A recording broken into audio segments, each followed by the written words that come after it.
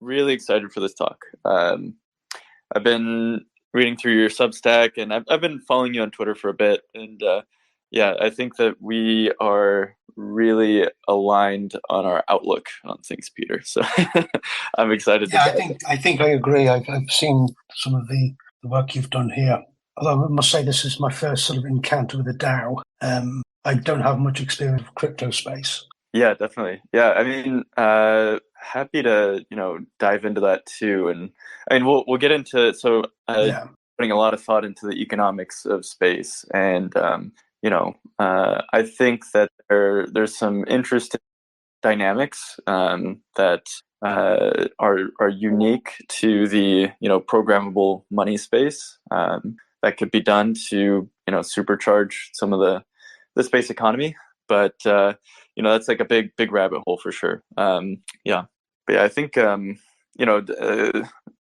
are they're really I feel like people kind of pigeonhole DAOs as this crypto native thing, but they're really they're just a programmable stack for like any sort of organization. So you can implement an LLC or Delaware LLC, whatever you want, joint stock, whatever. So it's just like new forms of innovation in the organization space.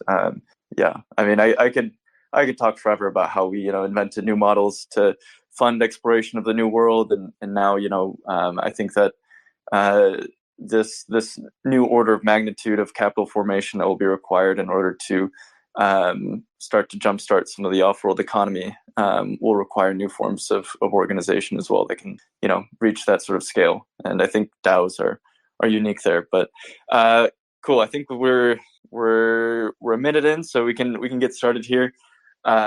Thanks for joining us here, Peter. Really excited for this talk. I'll read out your bio and then we'll jump right into it. So Peter's a PhD in astrophysics from the University of Leicester. He did a postdoc at the University of Durham, and I hope I'm pronouncing that right. It's all and also the University of Cambridge. So yeah, his published work includes papers on dark matter, radio, interferometry, and space economics. And he works as a scientific software engineer at the MRC Laboratory of Molecular Biology in Cambridge, and also publishes independent space analysis at the Planetocracy substack, which you guys should all read and subscribe to. It's a wealth of information and research really on different topics in space. So yeah, thanks for joining us, Peter. So we had the pleasure of you joining us with Dr. Metzger last week, and we dove into a lot of the economics of space. And so that's something that you've been thinking a lot about. You write about it a lot on your Substack. But I guess before diving into that, I'd like to get into, especially some of your tweets in the last couple of days, couple of weeks. I want to get into the why of space. Like, why do you think it's important for us to expand into space, and why are you passionate about space in particular? Oh, thank you. Well, as you mentioned in my bio, I came from from a physics background, and sort of the underlying kind of guiding light here is just the difference in scale on level of physics from the solar system to the solar system and the Earth. If you work out the amount of energy emitted by the sun in total compared to the amount captured by the Earth, the difference is about a factor of 2 billion. So in terms of the kind of industrial headroom we would have moving out into space, it's just inconceivable. We would, if we moved out in a few hundred years, you would no more be able to explain how people were living in the solar system to people today than you would be able to explain modern industrial life with iPhones and planes to a hunter-gatherer 100,000 years ago. It would be that sort of categorical difference. And sort of against this sort of massive benefit, I just don't see any objections that are large enough to sort of outweigh that. Yeah, it makes sense. So, yeah, there's an abundance of resources and energy out in the universe, and why focus on the scarcity of Earth and all of that sort of degrowth narrative that we're seeing, versus expanding out. That totally agreed. So you think a lot about the economics of space and how cheap spaceflight can become, and we had a little bit of an interaction on Twitter about kind of like similar to Moore's law with decreasing cost of computation, which drove the economics of tech for the last half a century. We'll see something similar with space. So I want to dive into that. So how cheap does spaceflight need to become in order to get mass migration out into space? And what are your timelines on that sort of thing? Well, you don't necessarily have to get it down to the cost of an airline. I think when you'll start to see big migration is when you get it down to the cost of going to university to do an undergraduate, because parents will pay excuse me, a fairly good chunk of money, especially in the United States. I understand it's not as much here, but it's still not cheap, to send their child to a good university to get them started in life, to network, to get qualified. If you can have sort of opportunities on the frontier that are comparable to the ones you would get from going through the university system, then you'll start to see people either paying for themselves to go or paying for their children to go when it is a comparable price. So, I mean, in the post I see link there, I was sort of working out a price floor for it. I think tens of thousands of dollars or pounds is potentially feasible, but there are a few caveats there that go into it. In terms of time scale, I don't know, because there's a few variables related to what I actually wanted to bring up here. Excuse me. It's contingent on the rate at which the space economy develops, which I'm sort of primarily measuring through the metric of mass, as a few other people do as well. Now, at the moment, the amount of mass to orbit you can get with Falcon rocket is going up about 43% every year, doubling every 2 years or so. It's an incredibly fast rate. If that is maintained, then I would expect to see mass civilian transport in about 20 years. This would be something that, like, my son could potentially. But if it slows down significantly, then that can push the timeline out quite far.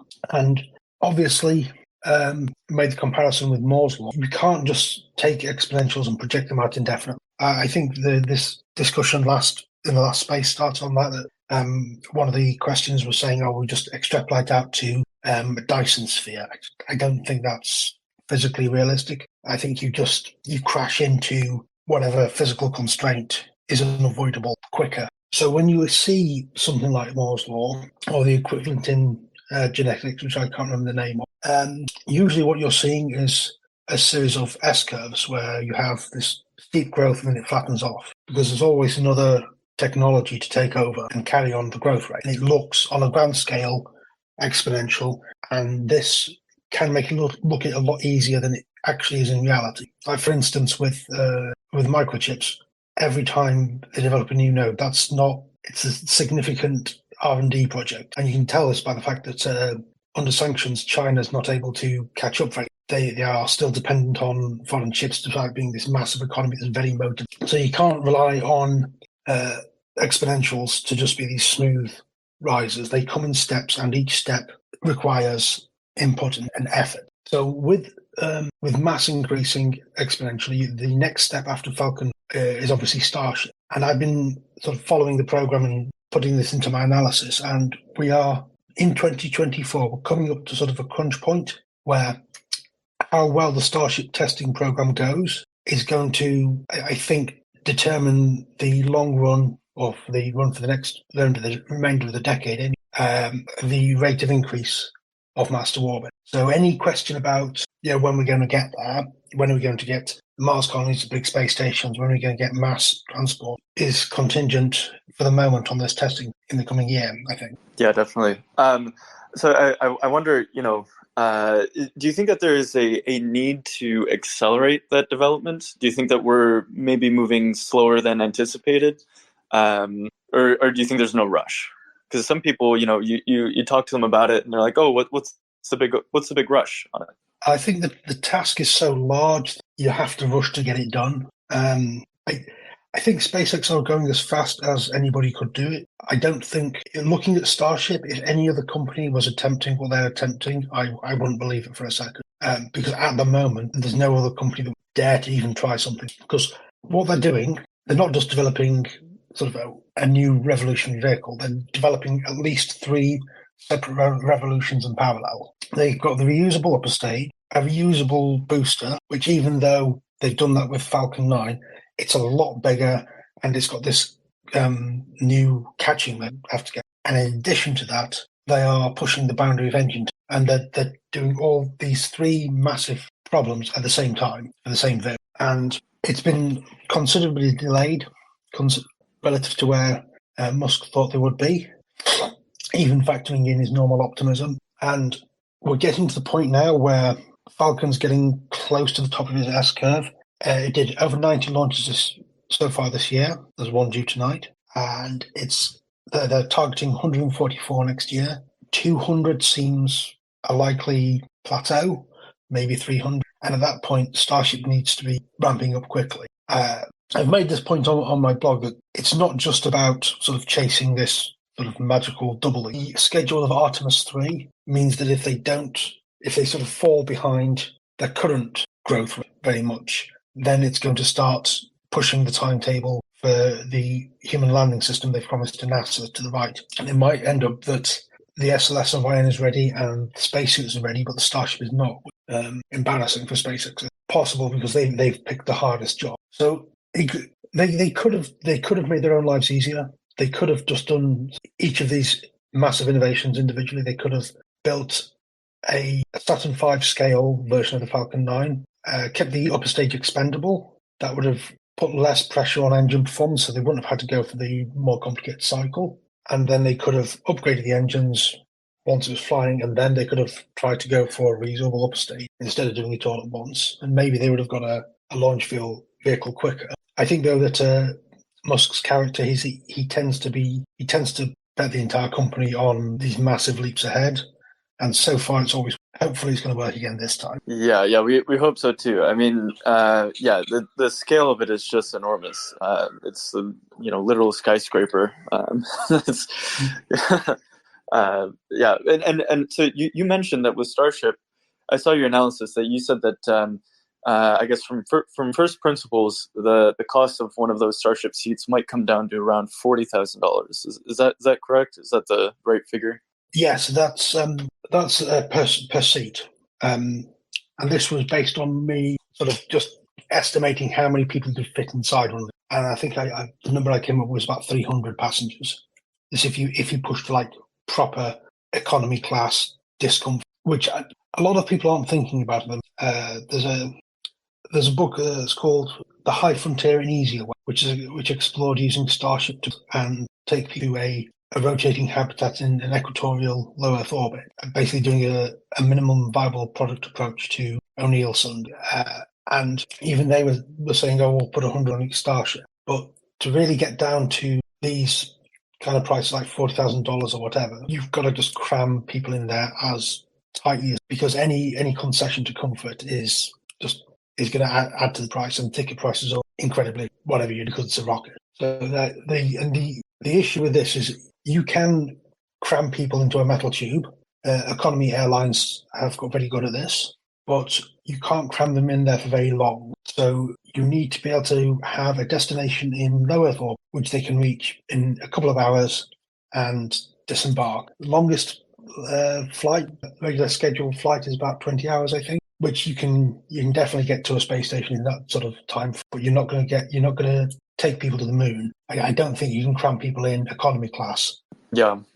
Okay. I see. So I'm wondering, I guess, in terms of order of operations. So, do you think that it'll look something like get to the moon, establish a small settlement, just a few people, But then in order to get to that level of mass migration that you're talking about, we would need some sort of stopping point to reduce discomfort, so that people can kind of go up to the moon in larger numbers. So I guess in your mind is the order of operations something like go back to the moon, establish a sort of like a gateway type thing in low Earth orbit, and then get more people up. Is that sort of how you envision this, or is there a different kind of roadmap that you have in mind?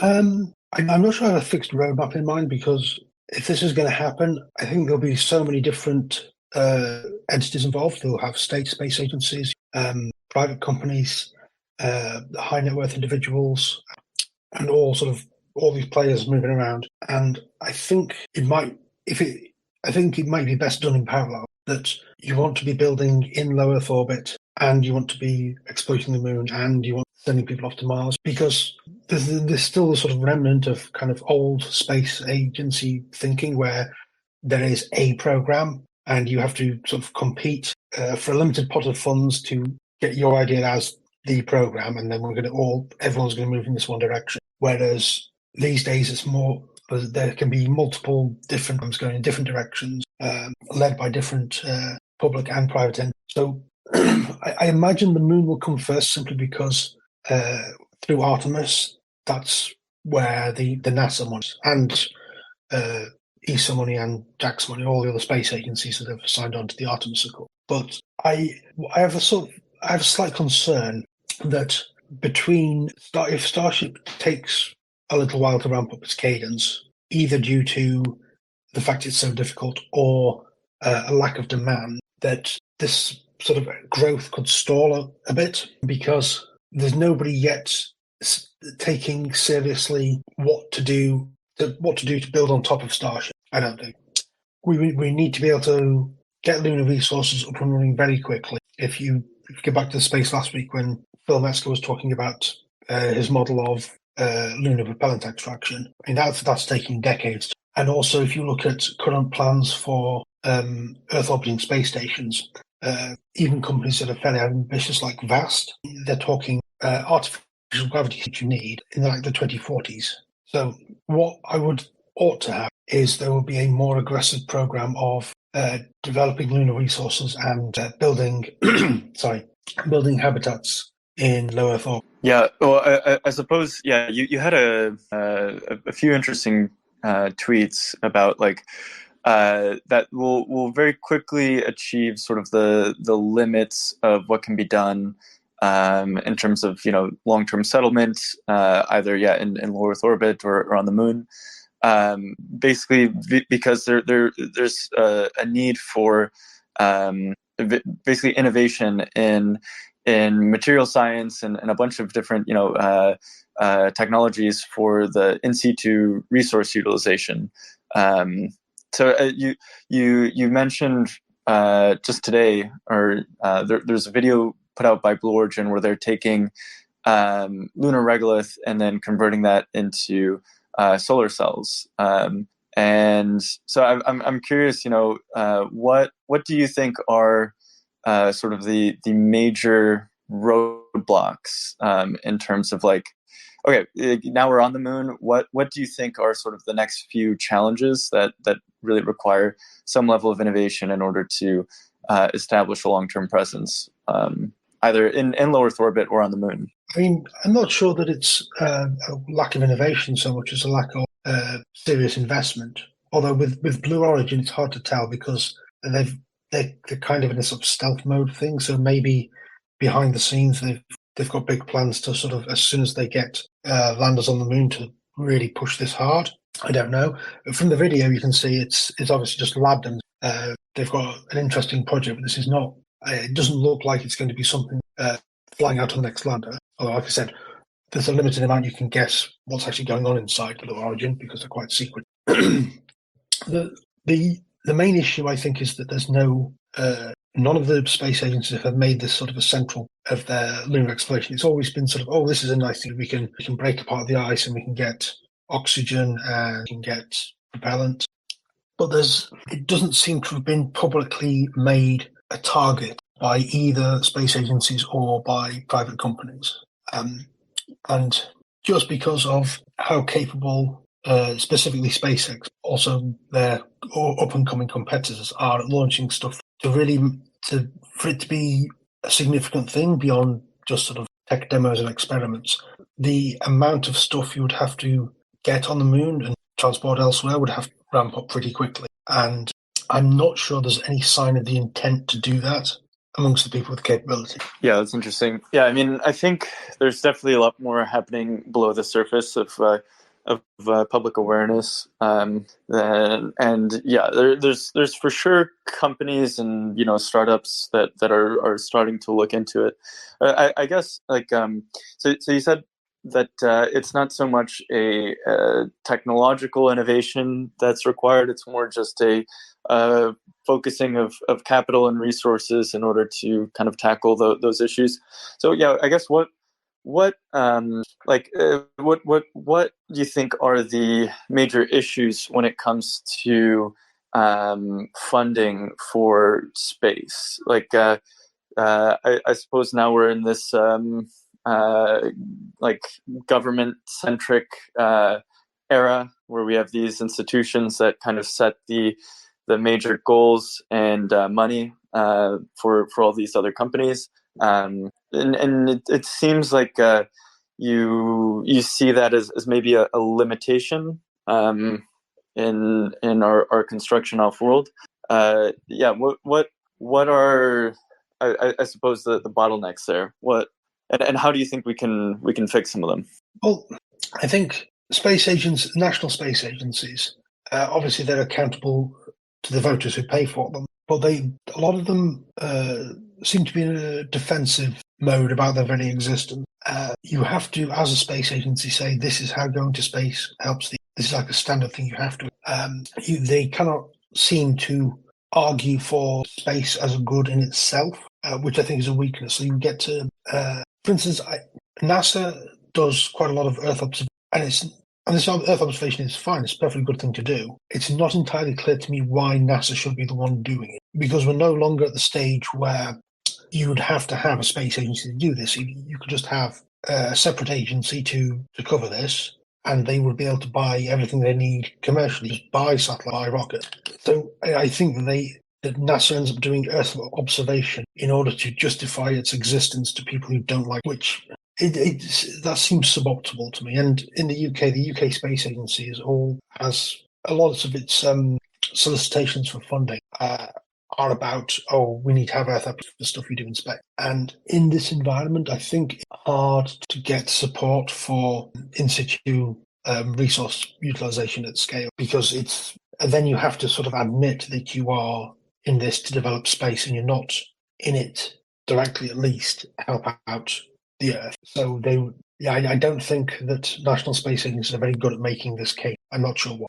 I see. Yeah. So it's a bit of a narrative issue, and I guess public perception issue. And yeah, I mean, it is pretty shocking sometimes when, I think that we as space people, we live in a bit of a bubble. But I think if you talk to the average person about space, they either see it as I feel like the first line of defense they say is something like, why are we focusing on space when we have so many problems here on Earth? And I think, yeah. What would your response be to that?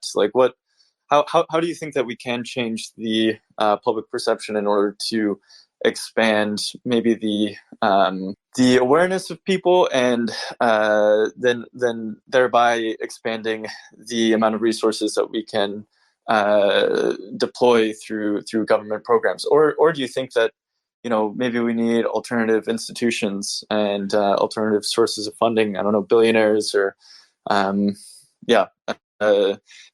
I suppose, to shoehorn our use case. But how do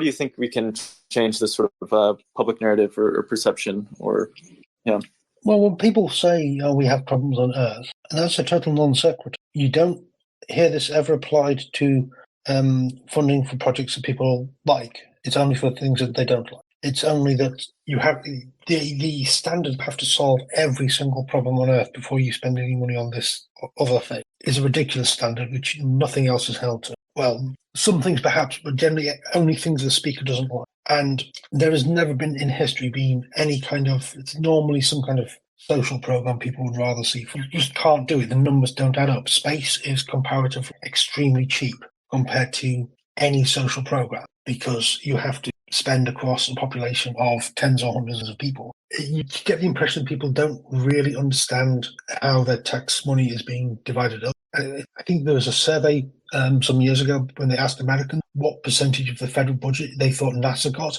and people were giving answers in the range of like 40%. And that's obviously it's like half of it. So yeah, there would have to be a significant explanation of how little it costs to do serious space development. But also, yeah, I agree that it's probably good to open up other avenues of funding. I mean, I'd be interested to sort of hear if anything you're doing with the DAO would move towards. It sounds like you are interested in lunar resources, obviously. I'm wondering if you've given any thought to support for the construction of habitats in Earth orbit. Yeah, well, I think the fundamental thesis of like why a DAO or something like that is I tweeted about this just yesterday, which is that we kind of are struggling against these institutions that are no longer really serving necessarily the purpose that they were intended for, and rather than maybe reform those institutions from the inside, I think that we kind of need to outcompete them with better models. And so the idea of digital institutions, so people that can opt into a organization rather than maybe be forced through taxation. They can opt into these sort of like missions or ideals of these new institutions to further kind of like these collective goals that we have for humanity. And I think it's still a pretty nascent type of idea, but I think that it could serve. It could be very useful for, especially something that is universally accepted as a good thing around the world. So right now we have it's very difficult to coordinate people internationally. So every single company is sort of in one way or another limited. Yeah, they're limited by sort of the national sort of legal structure that exists right now. You can create multinationals, etc., but it's a regulatory headache, and you need basically armies of lawyers to pull a lot of that stuff off.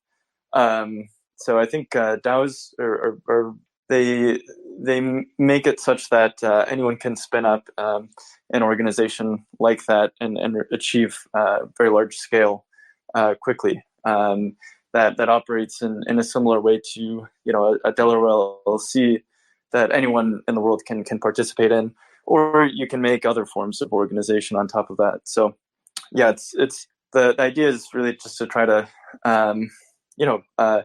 not wait for the space agencies to set these like goals, but to just find people that already believe, and then be just as competent in terms of capital formation as some of these big space programs.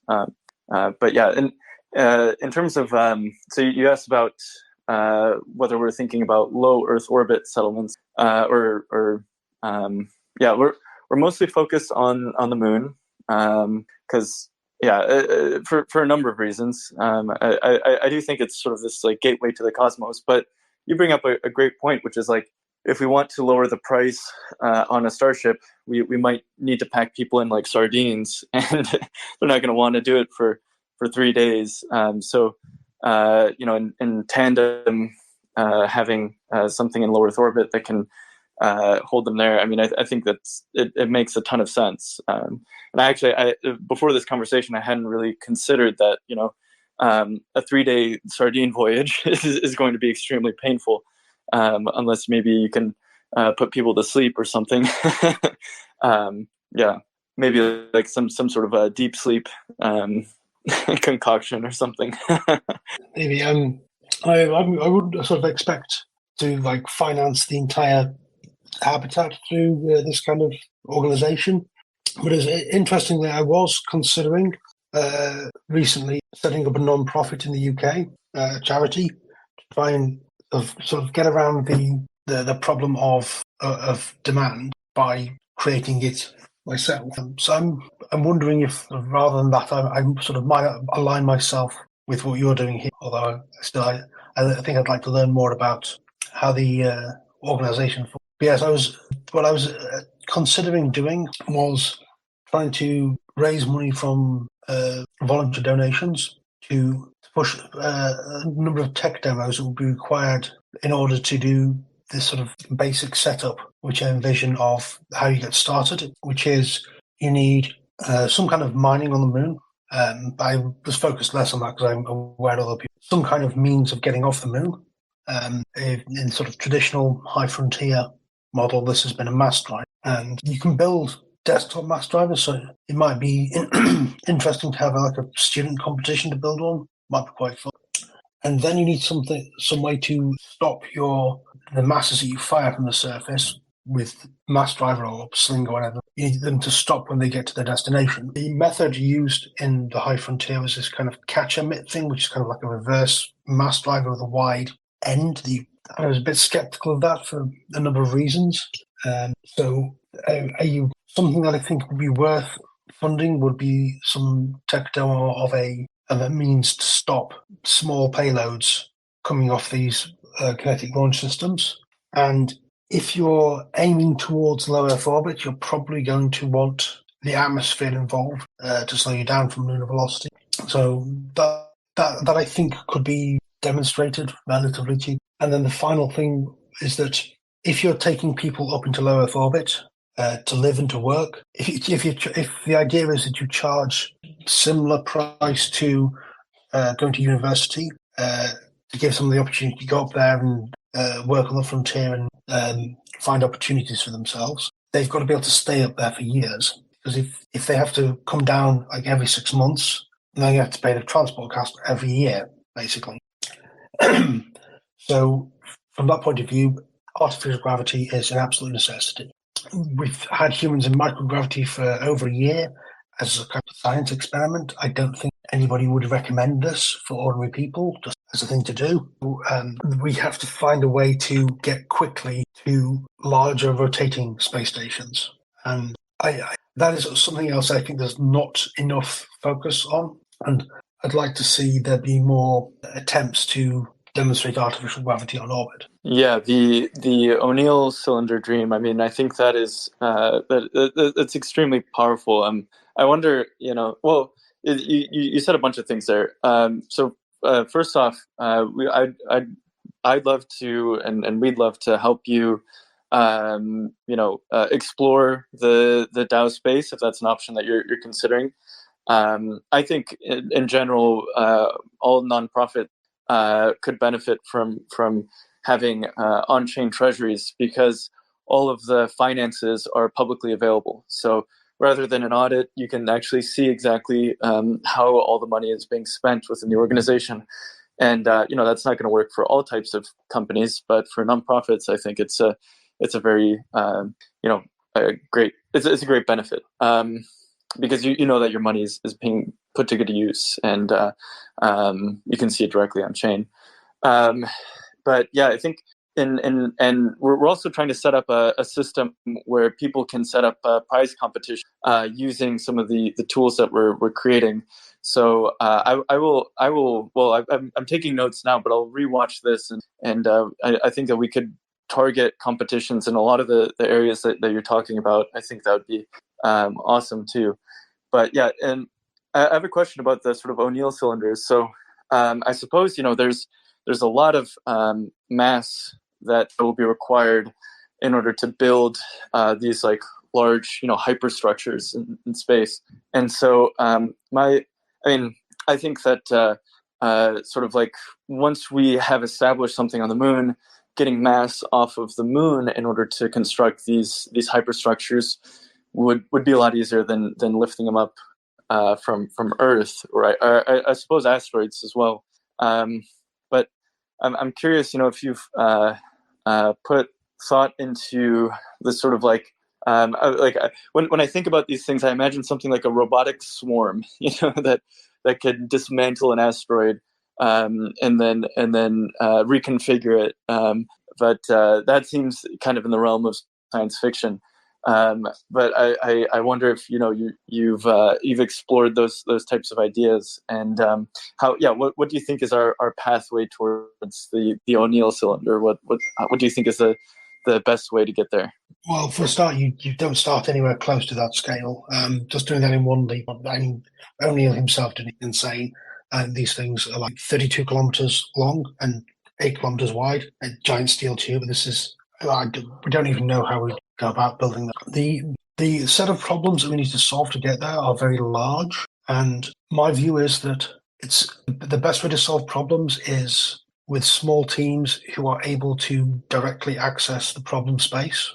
So this is why I mentioned these low Earth orbit colonies a lot. If you can get you've got to think the most basic one you can get. You've got to build that and send people up there who can then solve the problems that you'll have building the next one up, and you keep doing that. So what I imagine is you've got this entry-level space habitat. You've all shuttled up in low prices. Then when they get there, they can operate in startup with not having to bring in a lot of resources to launch stuff into space, to be able to solve problems in space, because they'll already be there. The place where they live, they'll be able to go to the central axis of the station and access microgravity immediately. They'll have airlocks specifically designed to put equipment on the outside. They have one on the ISS. So you'd build something, you would stick it outside in the actual space environment, and then doesn't work, bring it back in, fix it up and carry on, and be able to iterate very rapidly in the actual operating environment. And so rather than trying to sort of solve all the problems that you need of like they said, the vast robot swarm and the transporting all the materials, instead of trying to solve these problems in advance on Earth, you solve as few of them as you need to get this basic settlement of engineers and innovators up there who will then be in a better position to solve all the other problems. Yeah, no, absolutely. I think, as a rule of thumb, definitely makes sense to go for sort of an iterative sort of progression of goal setting rather than something very difficult.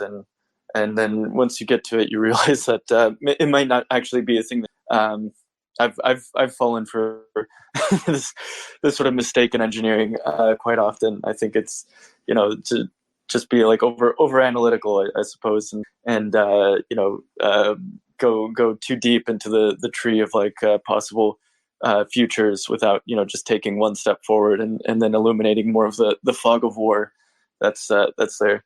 That makes sense. I guess why is if you had to, well, you kind of answered this question already. I was going to say if we were to prioritize between the two, a lunar settlement or low Earth orbit, you're kind of saying, well, we don't need to prioritize. We can do both in tandem. As long as we can access funding for both and have the ability to do that, then we're okay.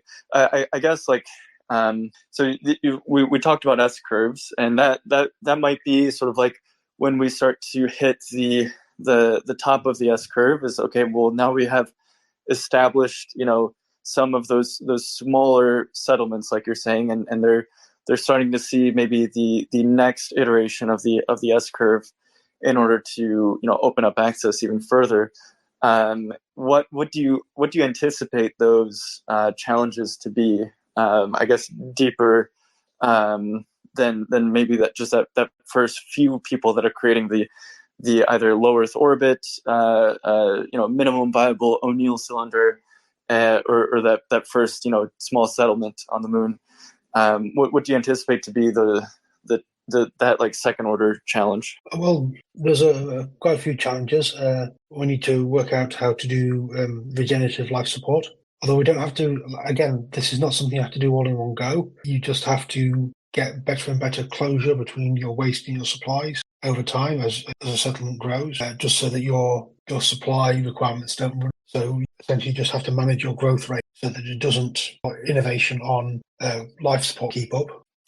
There's also a question of scale, because if you do the maths on the sort of classic O'Neillian mass drive, this thing has to be shooting at Mach incredible, right, in order to build an O'Neill cylinder in any reasonable time. So you've got to start thinking things like how reliable, how long does it take to reset from the passage of each bucket of mass? How long will it? What's the sort of duty cycle? What will the maintenance be like? This is not. So you can write down a couple of equations to explain how this would work from a physics point of view, but I think actually building one, operating it reliably at the speed it will need to operate at is going to be incredibly. It's hard to say, because I think that we'll discover the challenges when we try and do. There's been a lot of people worry about the stability of rotating. I think this is a bit as a problem. We've had spin-stabilized spacecraft, including spin-stabilized human space, for decades. I don't think they still do it, but it used to be a standard that Soyuz spacecraft, people in them were spin stable on the way to the space station, but they had people moving around inside. It wasn't. Yeah, I'm not sure that stabilization is a massive issue. It might just be that all the big problems are related to scale. How do you build and operate this fleet of robots to, as you say, like dismantle? Yeah. I mean, I think it's really difficult to anticipate some of those questions. I mean, the thing I think about is like when mobile phones first came out, people were trying to discover, okay, what sort of like what will this enable? How will people use these things? And a lot of the ideas were very skeuomorphic, like just applying, you can use it as paper, you can have it be a notebook, a notepad or something, but then actually trying to anticipate something like Uber, like that it would revolutionize the taxi industry is very difficult, sort of leap to make. So yeah, I think it's just a fundamentally difficult problem to like anticipate that sort of like what is the second order thing there. I do want to open up the space to people that might have questions for Peter. If anyone in the audience would like to jump up and ask a question, feel free. I suppose, while we're waiting for people to request, I'll share a little bit about something special that we're doing in the MoonDAO community. So we've been working now for months. So we basically were the first organization in the world to crowdfund to send someone to space, and that was enabled through the DAO format that we put together. And we've sent someone to space up already on one of our crowdfunded seats, and we're doing it again, and we're doing it in the format of a sweepstakes. So we want to make it so that anyone within the organization has a viable chance of being on that seat.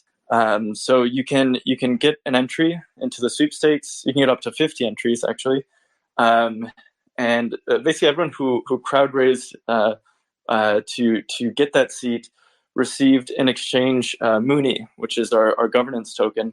And now they can basically spend that token in order to get access potentially to a Blue Origin New Shepard flight. So it's exciting. It closes on January 12th. And if you'd like to enter, you can go to moondao.com/sweepstakes. And yeah, we've also redeveloped our whole app to make it really easy. If you're new to DAOs, we've really simplified the approach. We actually can generate a wallet for you that's it's in your custody, and you can just enter in a phone number and access it that way. So we're really trying to make it feel like a regular Web2 application. But yeah, if anyone has questions for Peter, definitely request. We've got one right now, so I'll put them up here on stage. But if anyone else wants to jump up here, you can request, and we'll get you up here. So, all right, we've got one connecting right now. Rick.nn. Go for it. Oh my god, that person is me? Wow, so I have the ability to speak? Okay. First, I would like to say why you decide to put the name of the company MoonDAO. is something related to the Chinese culture? Oh, I was imagining this would be a question for Peter, but yeah. So the name MoonDAO, I mean, it's a bit of a I guess like a play on words a bit. It's so a lot of crypto. They talk about, oh, we're going to the moon. Well, in this case, we literally are going to the moon. And so there's a bit of kind of a a double meaning there. But yeah, and we're focused on lunar settlement. That's amazing. If you follow the DAO, you have to go to the moon. Yeah, yeah, yeah. I mean, we're trying to make it. We're trying to accelerate the creation of a lunar settlement. Do you have any questions for Peter? Not really. I just requested this little time ago, so I don't have any question yet for Peter. Okay, no worries. English is not my first language, so yeah. Okay, all right. Well, yeah, I appreciate you hopping up. No worries. I guess, Peter, is there anything that we haven't covered that you'd like to get to? I really highly recommend people follow Peter and check out his Substack, because he really is a wealth of information and knowledge. Yeah, is there anything else that we haven't covered here? Yes, I was going back to something I forgot to mention on the subject of government funding. Some of the research I've done is on how to construct a metric for a solar system. Now, obviously, you talk about mass a lot, mass to orbit, going exponential, all that. But this encounters a problem when you have development in different parts of the solar system. So how do you equate some mass that's on the surface of the moon, mass that is orbiting the Earth, say? And I figured out a physically motivated way of working this out, to essentially sort of deconstruct all the payloads and development. Say, what would it cost to launch all of this from low Earth orbit using a standardized method? That's important, because there are more and less efficient ways to get mass around the solar system. For instance, Falcon 9 is a very good low Earth orbit rocket, but it's not very efficient at throwing things to interplanetary orbits compared to other rockets of similar low Earth orbit payload, like an Atlas V, say. So if you do a just blind comparison on low Earth orbit masses, you won't get the full picture, because the Atlas V can send a lot more to Mars than. So I essentially constructed an exchange rate system that equates mass anywhere in the solar system. You just have to work out the delta V required to get there, to standardized mass. I call it a mass value, and I measure it in kilograms equivalent, rather than, it's not an actual mass. But the idea is that you can then have this figure of merit, this metric, and say, from the top-down perspective, you can say anything that maximizes this is probably because getting this figure up is a necessary but not sufficient condition for any space development. And so this is something that I know I briefly touched on in the last space about the US military investigating having a strategic propellant reserve, where they pay people to just transfer propellant to a certain point in space. And I think this might be a good way to, if governments could be encouraged to do this, it might be a good way for them to stimulate space development in a hands-off way, instead of being very prescriptive about what they want. Just say, we'll subsidize you per kilogram equivalent, maybe to a particular location or just any location. And that would allow the decision-making to happen at a lower level. I'm not sure what the actual political prospects are useful way. Yeah, I like that a lot.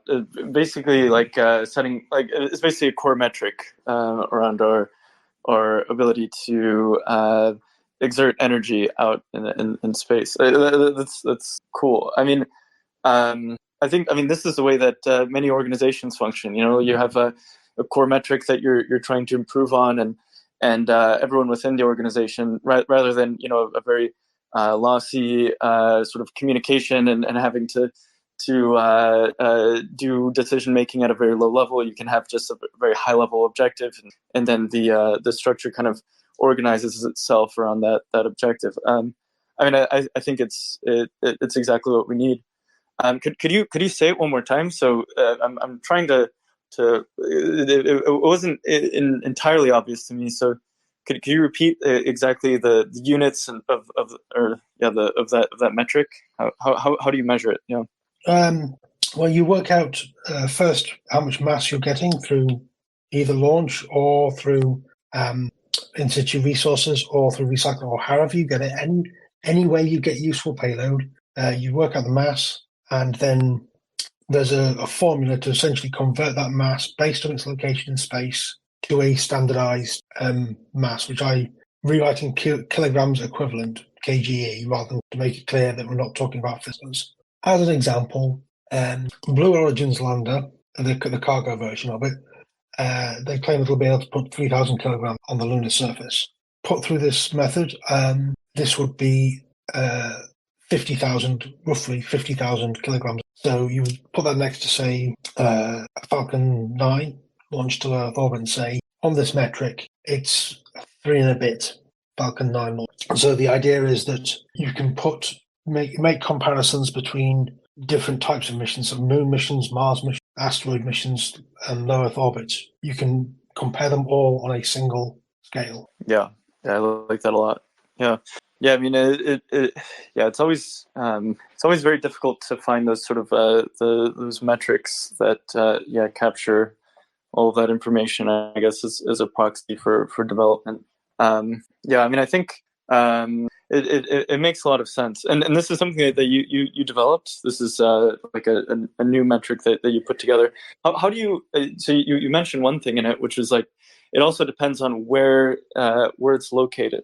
Can you dive into that a little bit? So, like, if something is closer to Earth, it would count more. I don't know. Maybe I'm counts less if it's closer, because counts less. I see. Yeah, the way you figure it out is you take a sort of baseline method of moving mass around and say, what would it take in low Earth orbit to deliver this mass there, even if you're not actually in real life launching the mass, even if you're getting the resources in situ. So you work backwards from how much mass you ended up with at your furthest point in terms of delta V from, and then work backwards through the sort of baseline method, which is not supposed.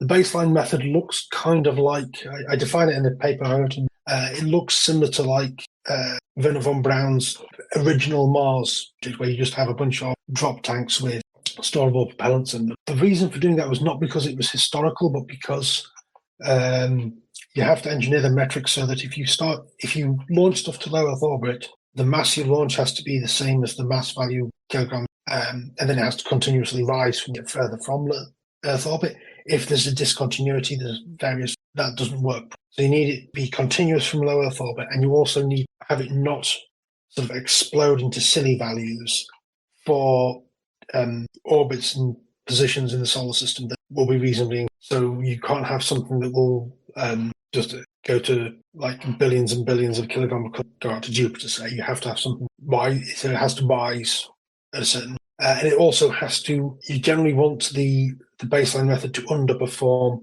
any actual method, because you're not comparing what you're comparing two or more different things to a baseline as a means of comparing them to each other. I wrote a paper about this, and I've got one of the posts on my Substack explains how this is all calculated. So maybe best for people to go and read that. I'll definitely give that a read. And I appreciate you expanding on it more. It wasn't. I think it's clicked now. It does seem like a very powerful way of doing it. I wonder, so if there's some sort of like ant colony optimization function on top of that, because I suppose like you're saying, if you do have resources that are in a place that don't necessarily kind of further a path forward, and like you probably also want to target a few locations, right? So that you're kind of the way I see it is from sort of the level of a state or a national agency, it's hard to make that determination about what's going to not. So I think if the goal is to use government resources, taxpayer resources to get things done, I think whatever you do, you'll have to suck up some inefficiencies anyway. So I tend to be, people always have to go public instead right. But the reason that they're normally tackling problems that are very big and difficult, which is why the private sector hasn't tackled. I'm not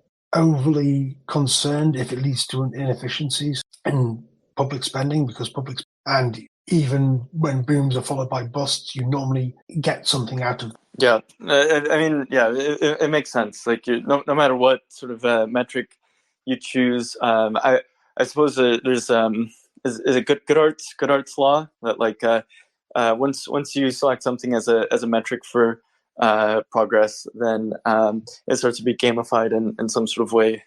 So yeah, no matter what you choose, there's always going to be some level of inefficiency. But yeah, I like what you're saying, where it doesn't require us to be smart about that, like top-down planning. It's just it creates some kind of just baseline. Yes, this is good directionally. This is like a vector that improves our development, but doesn't necessarily prescribe any sort of like exact values on that, or where it needs to go. It's very cool. Yeah, I suppose if Ryan, I don't know if you can pull up the Substack article. Yeah, we should definitely give that a read. Yeah, I think yeah, like that's something that we're really searching for as well with MoonDAO, is what are sort of core metrics that or our organization can self-organize around, rather than have any sort of particular top-down, this is how we're going to do everything, more militaristic approach, I guess, but rather just kind of let it be a bit more bottoms up. So yeah, I mean, I think this could be a very, very useful metric. And I do want to touch a bit more about the competitions that you mentioned, because this is something that we're thinking about a lot as well, where we would like to set up basically on-chain X prizes, where there's some major superlative or technical challenge that especially students can get involved in and work on. So something like kind of like the Hyperloop challenge, I suppose, cross with an X prize. But I guess the key thing that we're trying to really push on is that if you put money into one of these prize pools, that you can actually kind of like bet on your team that you think is going to perform the best on that objective, and the objective would be measured by some sort of key results, and then voted on either by the organization or a team of experts. This is sort of part of. We're still working on this protocol. There's kind of pitfalls in either direction. Judging competitions is pretty hard. Ideally, it's just based on some sort of objective metrics. But yeah, you can bet on the team that you think is going to deliver first, and then if you choose the right team and you allocate resources to that team, then you get a chunk of the prize pool as well. So there's kind of a little bit of a game in there too. We're really excited about it. I think it's going to be, at the very least, a very, very fun experiment, and hopefully, it grows into something that is a useful tool for a lot of people.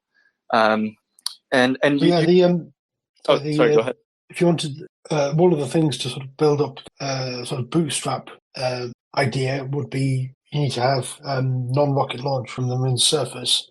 So if you have a competition on that, you can just say the metric is velocity. How fast can you get some standardized like metal slug? Although the risk is if it's a student competition, you might do damage to the university. Yeah. I mean, ideally, it's something that it's like an alternative to grant funding. So especially if people are already working on these sort of ideas, they can find another source of funding for their ideas. Do you expect, what kind of ratio of your input versus donation input would you at these prices? Yeah, well, so there's something really interesting called quadratic funding that's been pioneered by a couple groups, in particular one called Gitcoin, and it's a really interesting funding model where you basically match donations.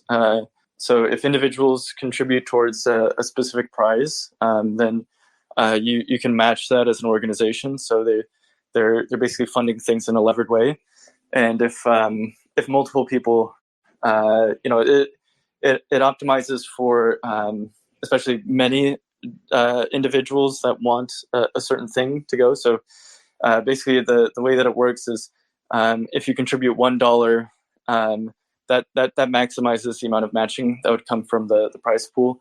If you contribute a lot, it's less matching.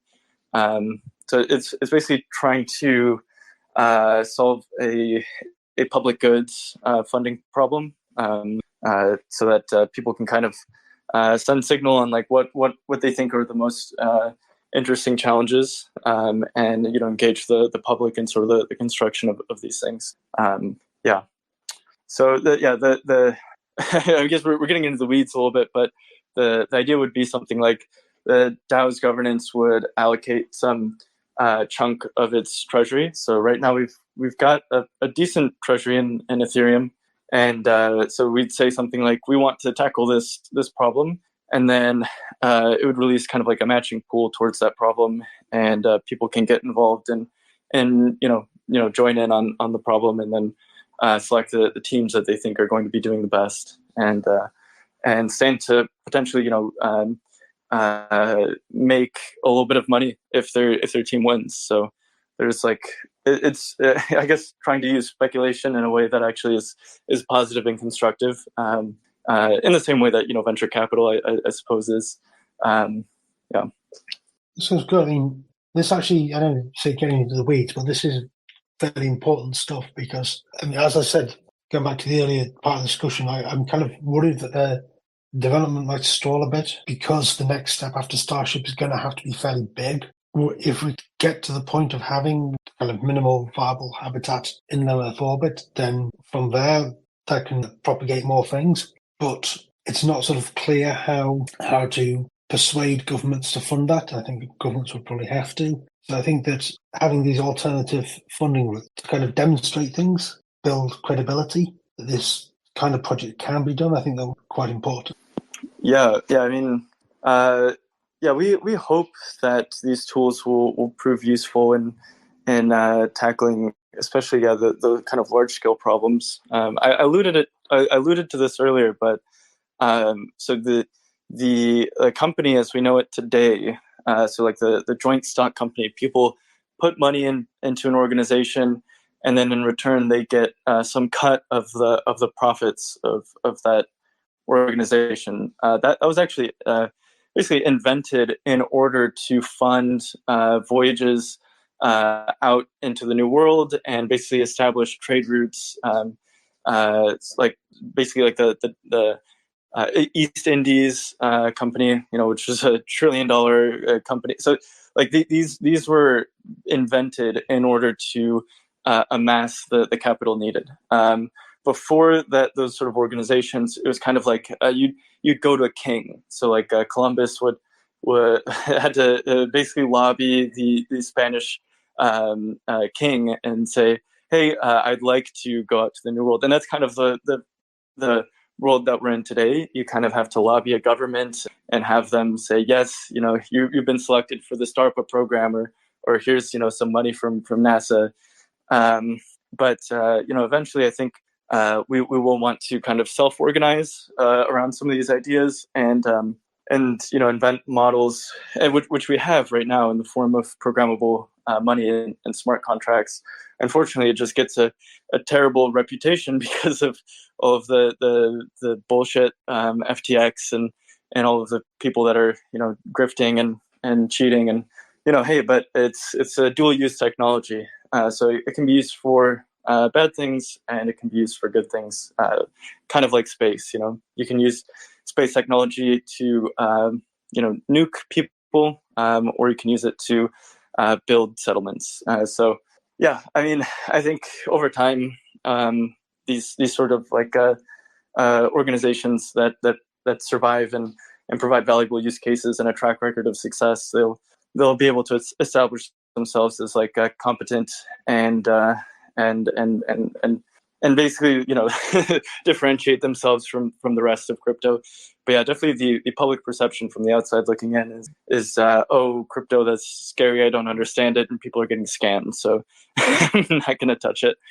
But there's really, that's kind of the tip of the iceberg. There's so much going on there that is really exciting. It sounds. I'm aware of how crypto works. I've read the original Bitcoin paper, but I've always thought that there was a lack of good use cases, and I'll have bad use cases. This sounds. It sounds really promising. I may have sort of suggestions for projects or competition in the future. Yeah, absolutely. We'd love to have you as an advisor on some of these competitions. I think that would be really powerful. I think the way so you have a background in computer science, right? The way that I kind of describe these things is just a different database. It's just an information system that rather than having one administrator that can make changes to the database with other people's consent, they have to go through some consensus model in order to do so. And that consensus model is really robust and difficult to exploit. So you can't have one individual that just whatever prints more money in the case of the Federal Reserve, or in terms of an organization or a DAO, the equivalent would be rather than one CEO maybe top down enforcing everything that needs to happen within the organization. You basically just set some rules, and then permissionlessly anyone in the world can kind of work on it. That's the dream in theory, but we're still moving towards that. It's not entirely achieved yet, and I think that's also. So when you guys hear of DAOs and all of that, I think it needs to be kept in mind that this is still an emerging technology. It's still quite in its infancy. So we're taking leaps to get to that point that we want to get to. But similar to space, it's kind of like we're still developing it. And I think that's fun. It's like part of the excitement around it too. Okay. I think I've covered most of it to talk about here. Totally. All right. Well, yeah. If there's no other questions from the audience, we can close this up. Peter, yeah, this was really, this is awesome. I think that we share a lot of similar values, and would love to share more about what MoonDAO is doing and how it can support some of your ideas around competitions, and vice versa. We'd love to have advice on like what we can target and these kind of high level OKRs or metrics that would serve very useful for something like us. So thank you so much for joining us. All right, thank you. All right, bye everyone.